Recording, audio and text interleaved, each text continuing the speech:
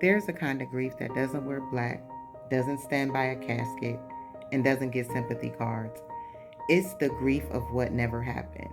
You know, that version of your life you thought you'd be living by now, the family you imagined, the apology you were sure would come, the parent you prayed would change, the relationship that was supposed to be forever, the version of you that was supposed to be further along by this age.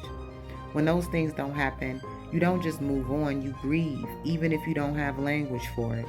This grief is sneaky. It shows up as irritability, numbness, low-grade sadness, comparison, or feeling off for no obvious reason.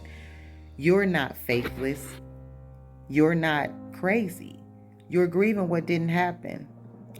Jesus knew we would mourn losses that others can't see. That's why in Matthew 5:4 he said, "Blessed are those who mourn, for they shall be comforted." Not blessed are those who pretend they're fine. Not blessed are those who spiritualize everything and skip the process. Mourning is not a lack of faith. It's an honest response to loss. But here's the part that we don't talk about. Sometimes we're not grieving a person. We're grieving a future, an expectation, a version of reality that we were sure God was going to approve. That's where John the Baptist found himself. He leaped in the womb at the presence of Jesus. He announced Jesus as the Lamb of God. He declared he must become greater and I must become less. And then he ends up in prison. This isn't the script John had in mind. This isn't the ministry ending he imagined for himself. This isn't what serving God was supposed to look like. So what did John do? He sent Jesus a message asking him, "Are you the one who is to come, or should we expect someone else?" in Luke 7:19. That's what unprocessed grief does. It declares war on what you used to be sure of. Jesus doesn't drag him. This is what I love about Jesus' character. He just says, he didn't say like, "How dare you doubt me?" or "After everything you've seen." He simply said, "Go tell John what you see.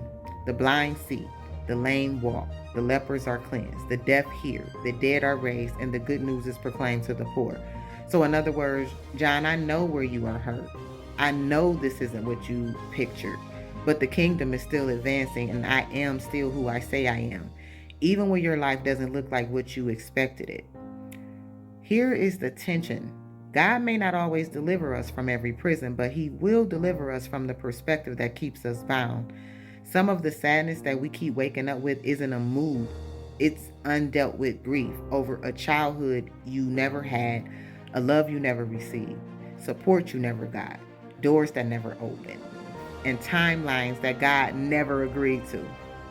You're not weak for grieving what didn't happen. You're actually strong for showing up while your heart is sore. But we can't heal from what we refuse to name. Today, God is gently asking, will you let me comfort you for the life you thought you'd have, so I can lead you into the life I actually designed for you? So here is a reflection question that I need you to name clearly. What are you grieving that no one else knows about? Is it a timeline, a relationship, an apology, a version of yourself? Drop a comment, like, subscribe, and share.